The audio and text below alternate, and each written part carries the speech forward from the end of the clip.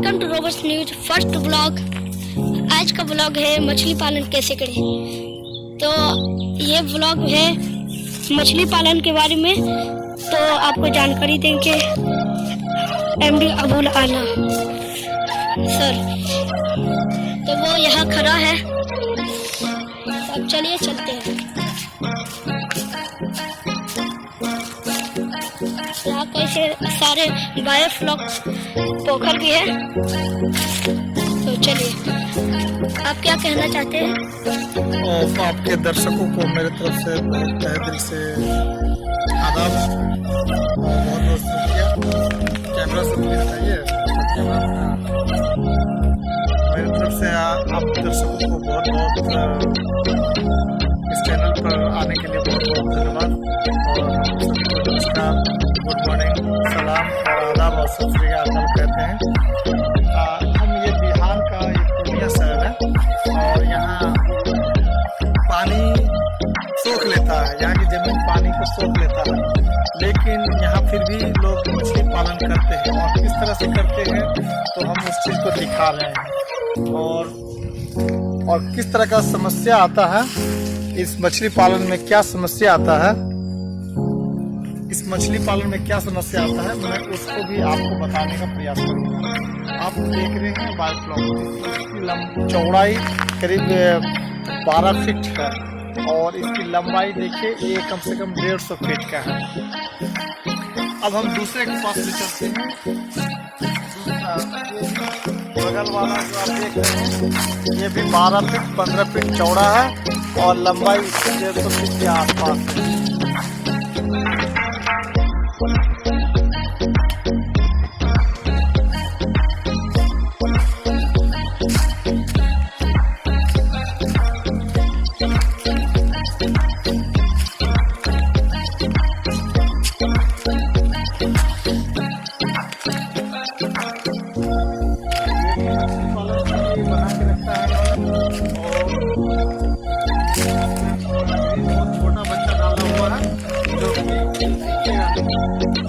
काफी छोटा है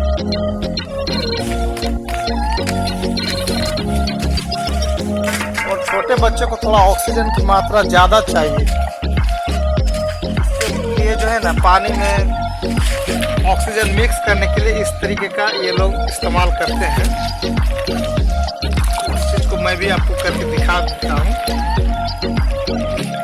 वो एक HP का मोटर को लगा रखा है।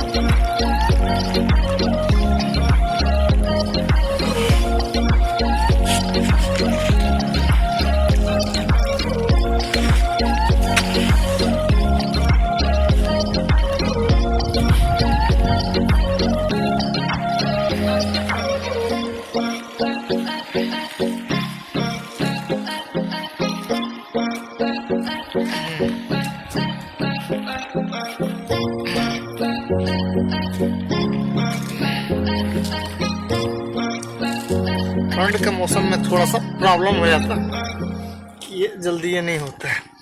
अब हम इसके दूसरे, ये एक पाइप है और इस पाइप को बंद कर दिया गया है। अब देखिए इस और के पाइप को हम बंद कर देते हैं। अब देखिए ये पाइप अब झरना की तरह पानी टपकने लगा इससे।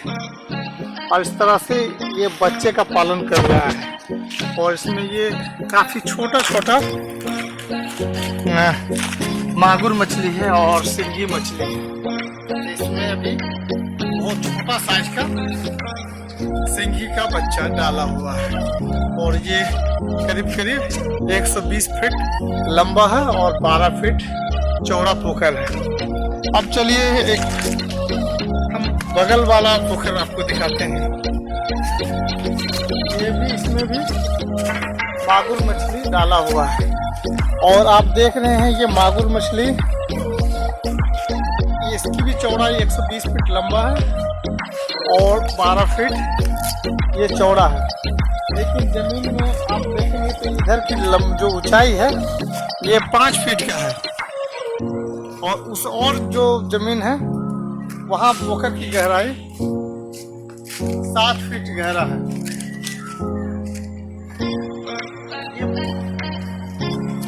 फीट और 7 फीट का क्या चक्कर होता है? एक्चुअल में नदी में जो पानी होता है तो एक तरफ ऊंचा होता है और एक तरफ बहुत गहरा होता है। तो रात को 8-10 बजे के बाद या लगभग 11 बजे के आसपास मछली गहरे पानी की ओर चले जाती है और 3 से 4 बजे के आसपास फिर वो गहरे पानी से निकलकर कम पानी की ओर आ जाती है। ये उनका एक डेली रूटीन होता है। उसी डेली रूटीन को मेंटेन कराने के लिए यहाँ पर पोखर बनाने वाले ने एक तरफ 5 फीट गहरा किया है और एक तरफ 7 फीट गहरा किया है। तो एक डंडा रहने से मैं उसकी लंबाई को आपको दिखा देता हूँ। अब बाबू जरा वो लाठी को लेके आओ, ऊपर से वो लाठी लेके आओ। ये बात से होगा। चलिए ये बात से ही हम आपको करके दिखा देते हैं। किसी चीज का प्रैक्टिकल करके देख लेना ज्यादा उत्तम होता है। तो आपका इस ब्लॉग चैनल पर हम उसको करके दिखा देते हैं। वो सामने से लीजिए थोड़ा, जैसे मैं यहाँ पर नाप ले रहा हूँ।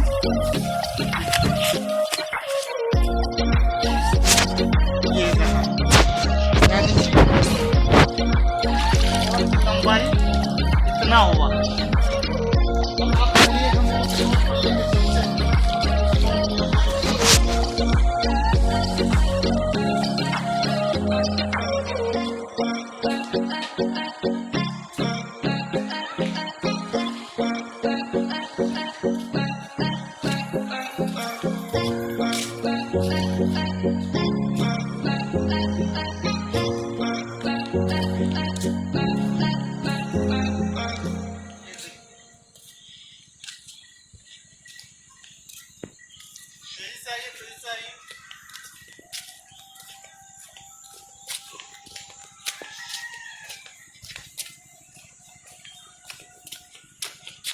ये देखिए करीब 1 फीट वो गहरा मिला और 1 फीट ये सूखा मिला। ठीक है, यानी कि आपको जब भी पोखर बनाना हो तो आप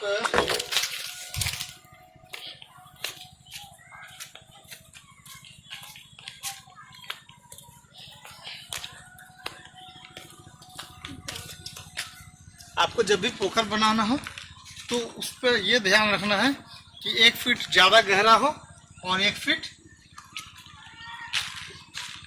किसी और 1 फीट 2 फीट ज़्यादा गहरा हो और किसी की तरफ ज़मीन 1-2 फीट कम गहरा हो, ताकि ये डेली का रूटीन मेंटेन कर सके। और आपने ये देखा बगल में ये पानी काला हो गया है, तो काला होने के पीछे उसका मेन कारण है कि इसमें जो मछली पालन कर रहे हैं वो इसमें डेली ये डालता है, इसमें डालता है मुर्गी का वेस्टेज को डालता है।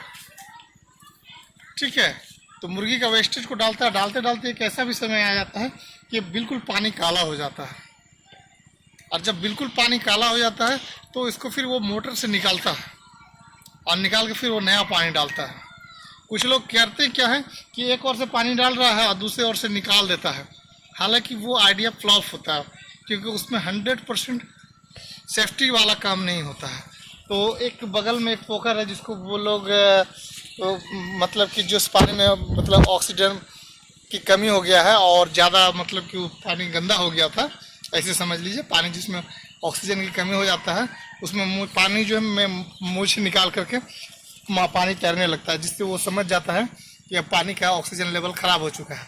सीधा तरीके से ये लोग इस तरीके से समझते हैं। तो जब पानी का लेवल ख़राब हो जाता है तो वो किस तरीके से फिर उसको चेंज करता है, चलिए हम आपको वो चीज़ ले जा करके दिखाते हैं।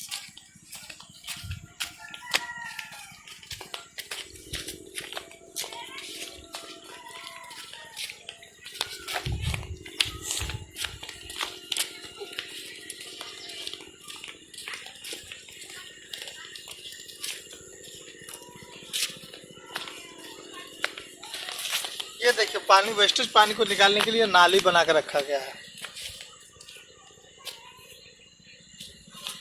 और इस वेस्टेज पानी चूँकि बायोफ्लॉक है उसका जो वेस्टेज पानी है उसको फिर जो है ना बिना प्लास्टिक वाला पोखर में बहा दिया जाता है।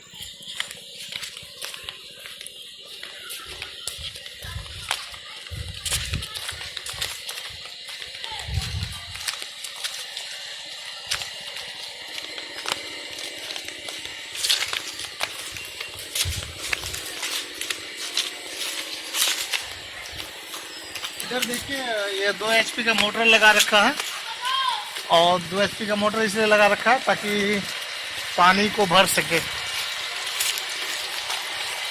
ये देखिए बायोफ्लॉक है, ये इसका पानी अभी सही से ख़राब नहीं हुआ है, लेकिन ये हल्का काला हो चुका है, इसे भी चेंज करना होगा। इसमें रेहू कतला पालन कर रहा है लोग।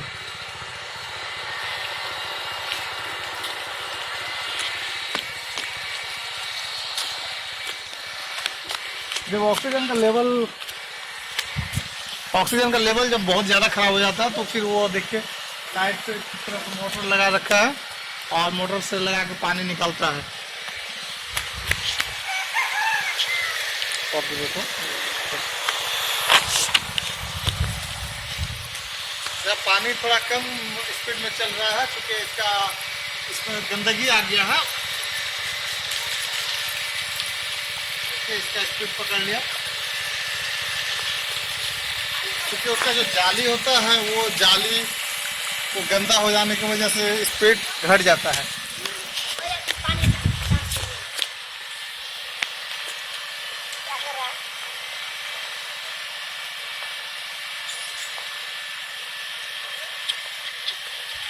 अब हम आपको दिखाते हैं, ये बिना प्लास्टिक वाला पोखर है।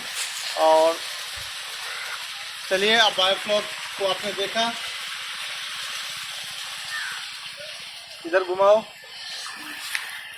जब बायोफ्लॉक से या कहीं से भी मछली को निकालता है तो वो इस पानी में रखता है।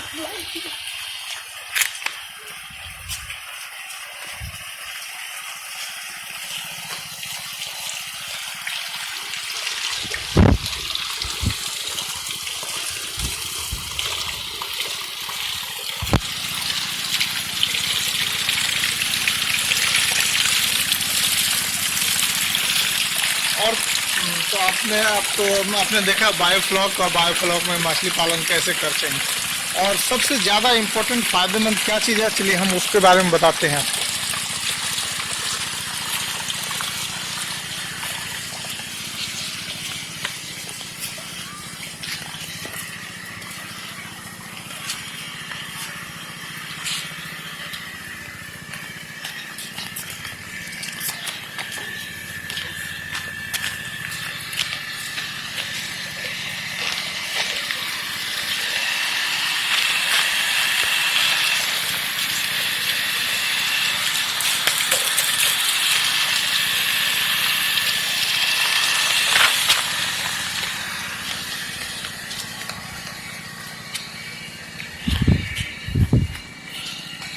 मछली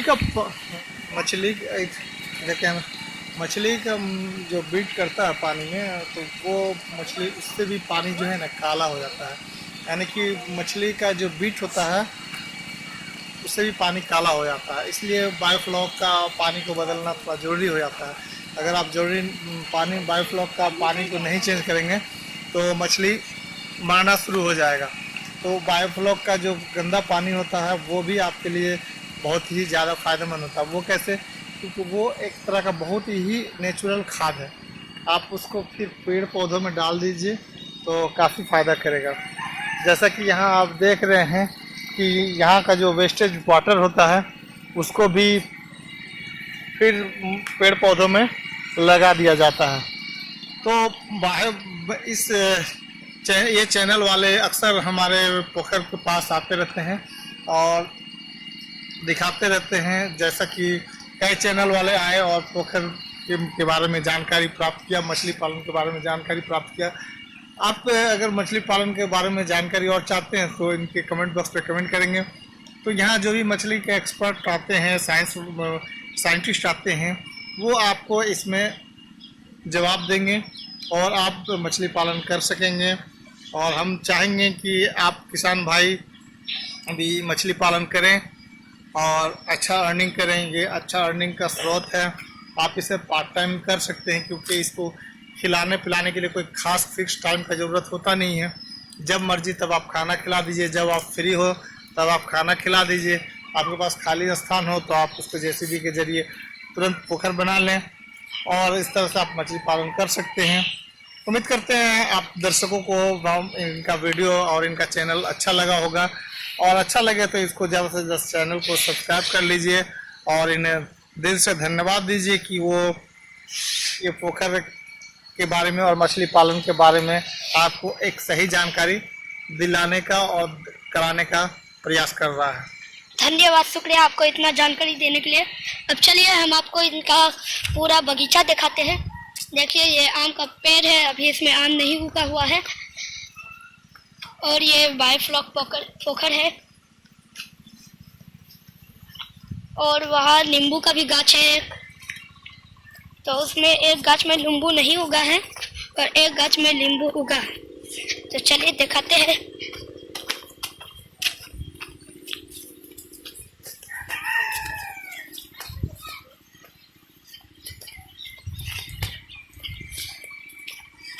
यहाँ का नींबू पक चुका है। एक नींबू तोड़ के देखता हूँ पास में कौन सा नींबू है।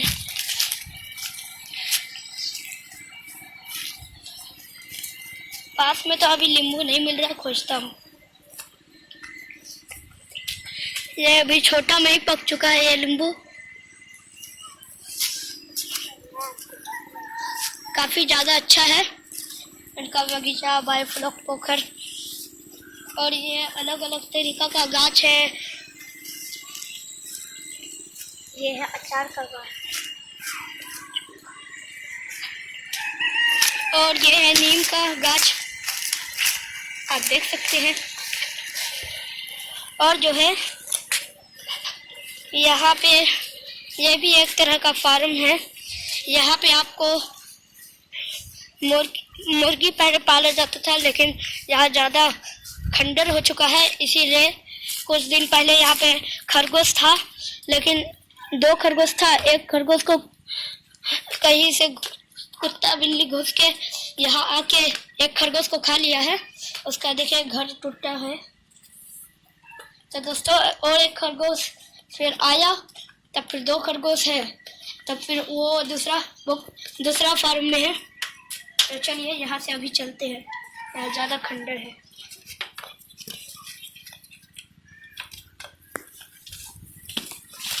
चारों तरफ आम का पेड़ है।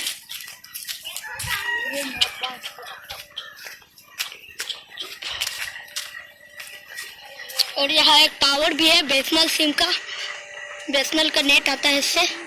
और ये है जनरेटर और यह सेंटर रूम, यहाँ से ही टावर का पावर आता है।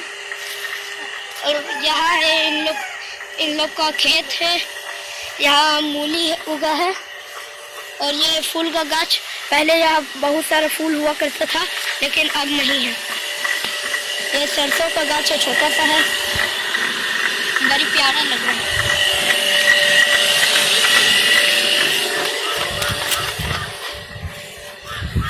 और ये जो है फार्म का ताला चाबी का ये है। यहाँ कई सारा मुर्गी पाला जाता है। और ये यहाँ कबूतर भी है। और देखिए जो खरगोश था उस रूम में नहीं है, उस रूम में ज़्यादा खतरा है, इसीलिए यहाँ है। ये खरगोश क्या कर रहा है? अपना बिल में नहीं जाएगा, जाओ बिल में।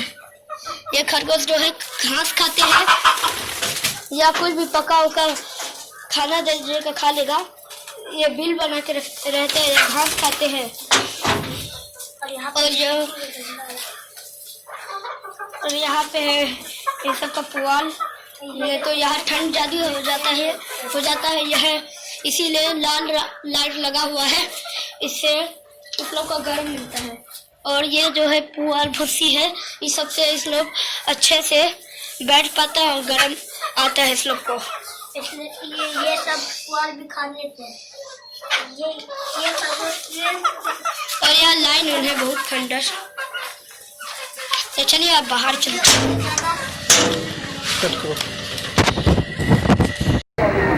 दोस्तों जैसे कि आप लोग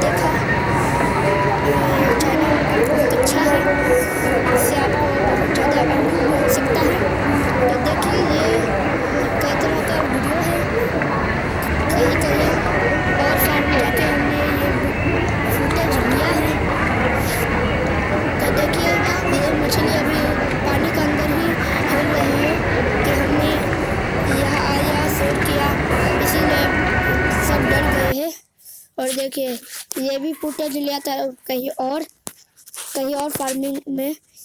तो देखिए ये चाइना मगुर है, ये डर के कैसे भाग रहे हैं। और देखते जाइए ये बहुत स्पीड भागते हैं। इसको अगर आप पकड़िए तो आपको पत्थर भी मार सकते हैं। इसीलिए आपको अगर कुछ जानकारी चाहिए तो कमेंट में बोलिए। और देखिए यहाँ ये मोटर से पानी दिया जा रहा है इसमें, और यहाँ पानी फेंक रहा है, इसमें दे रहा है। और देखिए कितना बड़ा आँख खोलते हैं, मुंह खोलते हैं। देखिए अब ये छोटा सा झरना से पानी दिया जा रहा है। और इसमें है ये दूसरे फार्म का है, इसमें टब से में निकाला गया है ये चाइना मगुर, इसीलिए इतना डरे हुए हैं। नहीं तो आप ये अगर पानी में रहते तो बहुत डर जाते। और देखिए यहाँ कुछ खिलाया जा रहा है चाइना मगुर को, आप देख सकते हैं। बहुत चटपटा है खाने के लिए, बहुत बड़ा बड़ा है, इसका लंबा बहुत है ये। और अब दूसरा जगह का हम आपको दिखाएंगे वीडियो। ये जैसे कि आप देख रहे हैं, इसे सेब कोई फल उल या कुछ भी दे सकते हैं, ये फल अभी खा रहे हैं। तो दोस्तों ये लाल मछली है, ये बहुत दिन से कुछ नहीं खाए हैं। हाँ, और देखिए अगला वीडियो, और देख सकते हैं यहाँ ये अभी जा रहे हैं, छुप रहे हैं ये अभी। और अगला वीडियो है कहीं और फार्म का। देखिए बहुत तेजी से ये जाते हैं, आप जितना सोच रहे हैं। तो दोस्तों ये चाइना मगुर का अगर आपको फार्मिंग करना है या पोखर उखर बनाना है तो कमेंट में बताइए। कमेंट में आपको नंबर भी मिल जाएगा, रिप्लाई। तो फिर उसमें व्हाट्सएप करके आप कोई फ्री टाइम में आप मैसेज कर सकते हैं, या दोपहर में या एक दो बजे या 12-11 बजे आप मैसेज कर सकते हैं व्हाट्सएप में। और कॉल बिल्कुल ना करें, अगर कॉल करना है तो आप फ़ोन से कर सकते हैं। धन्यवाद, चैनल को सब्सक्राइब कर दें। Welcome to Robust News. Robust News में आपका स्वागत है, बने रहेंगे चैनल पर। योगी सरकार के अंतर धार्मिक विवाहों को निशाना बनाने के पीछे मनु के आदर्श फैलाने की मंशा है। योगी आदित्यनाथ सरकार के नए कानून का उद्देश्य केवल ध्रुवीकरण नहीं, बल्कि स्त्रियों को उनके अधिकारों और अपने लिए निर्णय लेने की उनकी क्षमता से उन्हें वंचित करना भी है। योगी आदित्यनाथ भाजपा के तमाम मुख्यमंत्रियों में हिंदुत्व के एजेंडे के प्रति सबसे अधिक कटिबद्ध है। वे विकास की बात तो करते हैं, लेकिन उनकी सरकार ने केवल अल्पसंख्यक और दलितों को अपने हमलों का निशाना बनाया है, सांप्रदायिक ध्रुवीकरण को लगातार गहरा किया है, किसानों और मजदूरों के अधिकारों का हनन किया है। उनके शासनकाल में महिलाओं रोज़ अकल्पनीय हिंसा की शिकार बनाई जा रही हैं, लेकिन उनकी सुरक्षा और उनको न्याय दिलाने के लिए कुछ नहीं किया जा रहा है। गायों की सुरक्षा के नाम पर आदित्यनाथ ने मुख्यमंत्री बनते ही मीट के समूचे धंधे को ही तबाह कर दिया। पशुओं का व्यापार बंद हो गया और चमड़ा उद्योग भी ठप पड़ गया। मुसलमानों की ज़िंदगी और आजीविका पर विपरीत असर तो पड़ा ही, उनमें से सैकड़ों को रासुका जैसे कठोर कानूनों के अंतर्गत जेलों में बंद किया गया है। कुछ को जान से भी मारा गया। यह सब केवल तस्करी करने या जानवर काटने के शक के आधार पर किया गया है, लेकिन लाखों दलितों की जीविका भी बिल्कुल नष्ट कर दी गई। किसानों का पशु व्यापार तो बिल्कुल बंद ही हो गया है। आवारा पशु उनकी फसलों का आवारा पशु उनकी फसलों का नाश भी कर रहे हैं।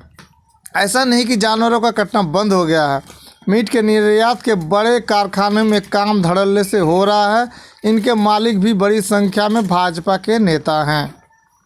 जानवरों से संबंधित जिस कमाई में लाखों गरीबों का हिस्सा होता था, वह अब कुछ ही बड़े पूंजीपतियों के हाथों में जा रही है। गोरक्षा के दावों के पीछे छुपा बड़े खेल को गरीब, दलित, मजदूर और किसान समझ ही नहीं पा रहे हैं। करेंगे हम अभी आपको खुलासा। अगर आप चैनल में नए हैं तो चैनल को सब्सक्राइब कर लें, कमेंट पे अपनी राय दें और इस खबर को एकदम गौर से सुनें। मुस्लिम पुरुषों और हिंदू महिलाओं के बीच होने वाली शादियां आदित्यनाथ को विशेष रूप से क्रोधित करती हैं। मार्च 2017 में उनके मुख्यमंत्री बनने के कुछ ही दिन बाद मेरठ में इस तरह के एक दंपति पर उनकी अपनी हिंदू युवा वाहिनी की तरफ से हमला किया गया था। फिर इसी साल 2 मई को बुलंदशहर की एक हिंदू महिला एक मुस्लिम पुरुष के साथ चली गई। उसके बाद मचे बवाल के दौरान एक मुस्लिम पुरुष जो इन लोगों को जानता ही नहीं था को मार डाला गया। जाहिर है कि इन हमलों के लिए जिम्मेदार लोगों पर कोई कार्रवाई नहीं हुई है और फिर इस तरह के कई हमले हुए। 2020 के अगस्त के महीने में कानपुर से कई अंतरधार्मिक विवाहों की खबरें आने लगी। आदित्यनाथ ने जिले के अधिकारियों को फटकार लगाई और उन्हें इस लव जिहाद के अभियान को रोकने के सख्त निर्देश दिए। हिंदी के कई अखबार विवाद में कूद पड़े और उन्होंने आग लगाने वाले खुलासे किए। इसमें उन्हें ISIS का हाथ दिखाई दिया। हवाला के माध्यम से आने वाले विदेशी मुद्रा का राज भी उन्होंने खोला और इस बात को साबित करने में जुट गए कि मुस्लिम लड़के हिंदू लड़कियों को फंसाने की एक साजिश पर काम कर रहे थे। यह भी कहा गया कि यह लड़के खुद को हिंदू भी बताते थे। बजरंग दल ने कई उग्र प्रदर्शन किए और प्रशासन को SIT जांच बिठाने के लिए मजबूर कर दिया गया।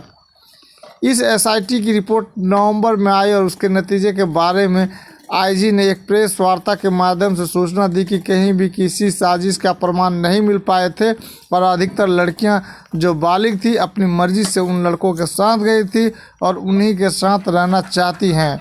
उन्होंने यह स्पष्ट किया कि लव जिहाद जैसी किसी चीज़ का सबूत नहीं मिल पाया।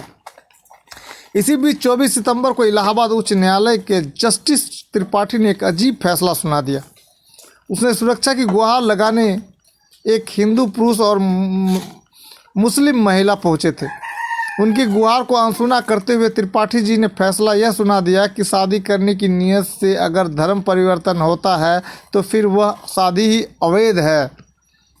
आमतौर पर जब मुस्लिम महिला की शादी हिंदू पुरुष से होती हैं तब संघ परिवार उसे पसंद करता है। फिर भी आदित्यनाथ ने अपने मतलब की बात को इस फैसले से निकाल कर घोषणा कर दी कि अब अगर मुस्लिम पुरुष हिंदू महिलाओं के साथ शादी रचाएंगे तो उन्हें कानूनी तौर पर दंडित किया जाएगा और उनका राम नाम सत्य भी कर दिया जाएगा। संयोग से अगले महीने इलाहाबाद उच्च न्यायालय की 2 अलग खंडपीठ ने जस्टिस त्रिपाठी से बिल्कुल अलग तरह के निर्णय दिए। 2 नवंबर को एक समलैंगिक दंपति सुरक्षा की मांग लेकर जब न्यायालय के सामने आया तो न्यायाधीश महोदय ने कहा कि चूंकि उनका रिश्ता कानूनी है इसलिए उन्हें प्रशासन और पुलिस की ओर से पूरी सुरक्षा मिलनी चाहिए।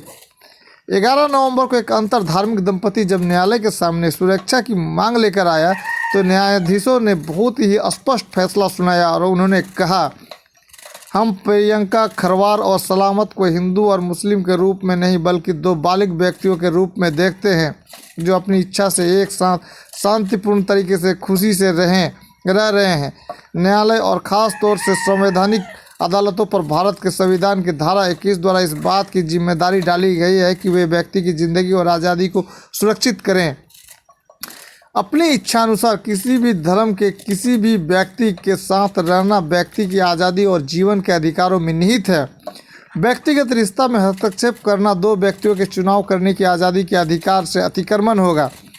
2 बालिग व्यक्ति जो अपनी स्वेच्छा से एक साथ रह रहे हैं उनके रिश्ते के प्रति किसी व्यक्ति या परिवार या राज्य को भी आपत्ति करने का कोई अधिकार नहीं है। आदित्यनाथ के लिए संवैधानिक नियमों की कोई अहमियत ही नहीं है। हिंदू धर्म को त्याग कर धर्म परिवर्तन करना और हिंदू महिलाओं व मुस्लिम पुरुषों के बीच विवाह होना संघ परिवार उनकी नज़रों में इस तरह के भयानक पाप है जिनकी सज़ा भी उतनी ही भयानक होना चाहिए। और इसी सोच को अंजाम देने के लिए 28 नवंबर को उत्तर प्रदेश गैर कानूनी धर्म परिवर्तन निरोधक अध्यादेश पारित किया गया। तब से अंतरधार्मिक विवाह करने वाली हिंदू महिलाओं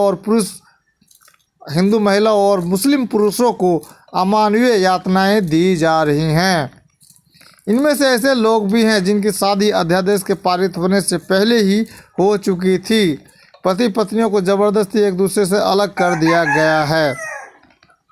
मुस्लिम पतियों और उनके रिश्तेदारों को मारपीट कर जेल में ठूंसा गया है। एक गर्भवती महिला का कहना है कि उनके साथ लोगों ने धक्का मुक्की की और अस्पताल में ज़बरदस्ती उसका गर्भपात करा दिया गया। एक दूसरी गर्भवती महिला है जिसे अस्पताल के अंदर उसके परिवार ने अपने निगरानी में ले लिया और गर्भ गिराने पर तुले हुए हैं। कई महिलाओं को उनके रिश्तेदारों द्वारा घसीटे जाने, कई युवकों की लात जूतों की मार खाती तस्वीरें सामने आई हैं। इस बीच इलाहाबाद उच्च न्यायालय ने कुछ राहत पहुंचाने का काम किया है। अध्यादेश पारित होने के एक दिन बाद नदीम नाम के व्यक्ति के खिलाफ पुलिस ने इसके उल्लंघन के जुर्म में FIR दर्ज की थी। 18 दिसंबर को न्यायालय ने उसकी गिरफ्तारी पर रोक लगा दी।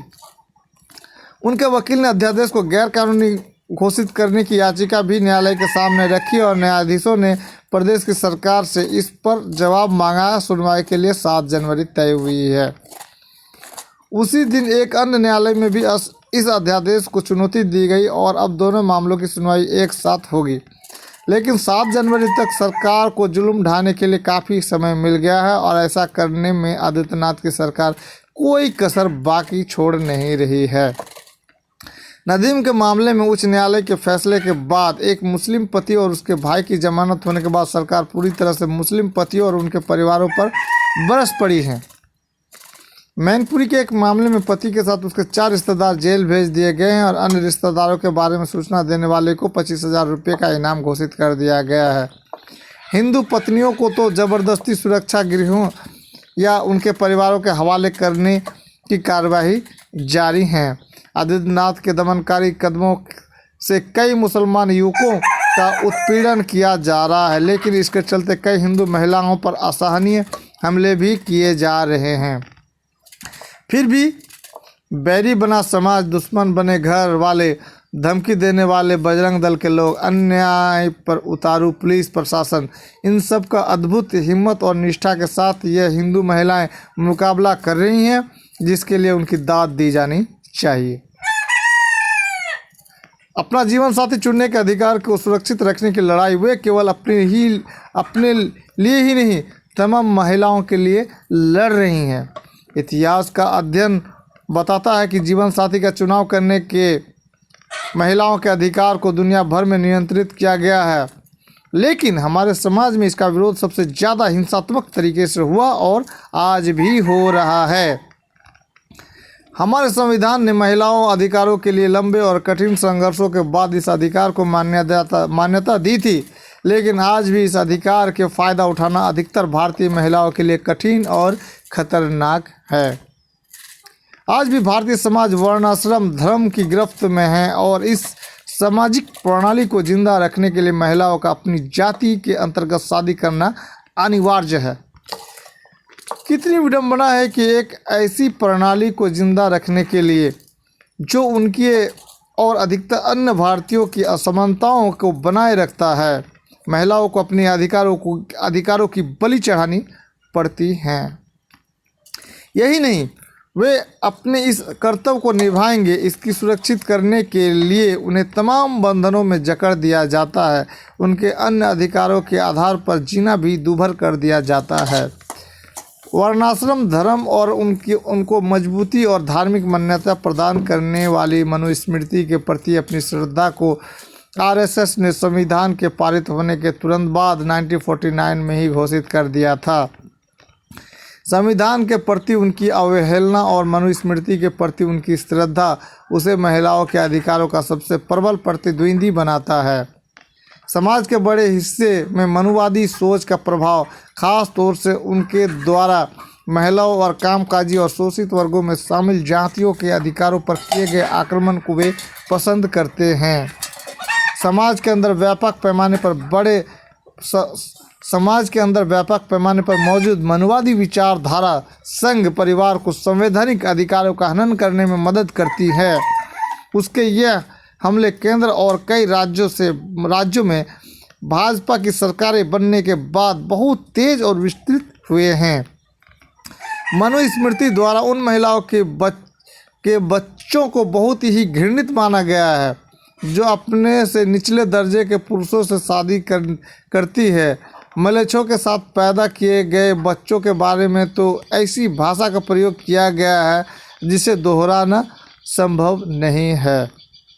यही नहीं, इस तरह की शादियां करने वाले महिलाओं को बुरी तरह से प्रताड़ित करना, मार डालना, कुत्तों को खिला देना उचित ठहराया गया है। उस जमाने में मौजूद हून और यवन लोगों को मलेच्छ कहा जाता था और उन्हें समाज से बिल्कुल बाहर करके देखा जाता था। बाद में मुसलमानों के लिए यही शब्द इस्तेमाल में आया।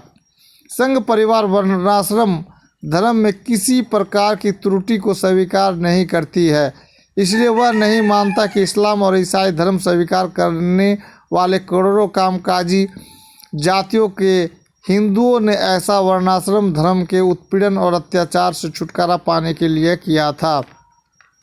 इस तथ्य को तमाम लोग जिनमें विवेकानंद भी शामिल हैं स्वीकार ही करते हैं और इन अत्याचारों और उत्पीड़न की बहुत ही कटु शब्दों में आलोचना भी करते हैं। लेकिन संघ परिवार इस सच्चाई से इनकार कर धर्म परिवर्तन का कारण घूस और ध्वंस को ठहराता है। जहाँ भी उसकी सरकार बनती है वहाँ वह धर्म परिवर्तन के खिलाफ कानून बना डालता है, जिससे कि वह अपने ही अतीत पर लगे कलंक को मिटाने पर आमदा है। मनुस्मृति महिलाओं और उनकी भूमिकाओं के बारे में बहुत स्पष्ट है। महिलाओं को हमेशा किसी पुरुष के नियंत्रण में रहना चाहिए। उनके पास संपत्ति पर कोई अधिकार नहीं होना चाहिए, चूँकि वे सही निर्णय लेने के काबिल ही नहीं हैं। इसलिए उनको हर समय नियंत्रित और घेरे के अंदर रखना जरूरी है। संघ परिवार का लव जिहाद के बारे में प्रचार अभियान भी हिंदू औरतों को बुद्धू, आसानी से बेवकूफ़ बनने वाली और बच्चों जैसी भोली ठहराता है, बिल्कुल इस मनुस्मृति की तरह। और इतनी सदियों के बाद दोनों का लक्ष्य एक है, हिंदू महिलाओं को अपने अधिकारों से वंचित रखकर उन्हें अपने प्राथमिक कर्तव्यों का पालन करने के लिए मजबूर करना, और वह है वर्णाश्रम धर्म की पवित्रता को बचाए रखना। पूरे संघ परिवार में आदित्यनाथ मनु के कानूनों के सबसे कठोर और निर्मम समर्थक हैं। उत्तर प्रदेश में महिलाओं के अधिकारों, आजीविका और सुरक्षा पर सबसे भयानक हमले देखने को मिलते हैं। जनवादी अधिकारों, मजदूरों और किसानों के अधिकारों पर हमले थमने का नाम नहीं ले रहे हैं। इस कड़वी सच्चाई को छिपाने के लिए पूर्व धारणाओं, घृणा और सांप्रदायिक ध्रुवीकरण की दीवारों को लगातार ऊंचा किया जा रहा है। प्रभावशाली संघर्षों की शुरुआत इन दीवारों को गिराकर ही शुरू होगी। खबर कैसी लगी? चैनल को सब्सक्राइब करें, कमेंट में अपनी राय दें। आपका दिन शुभ रहे। Thanks audience, thanks listener.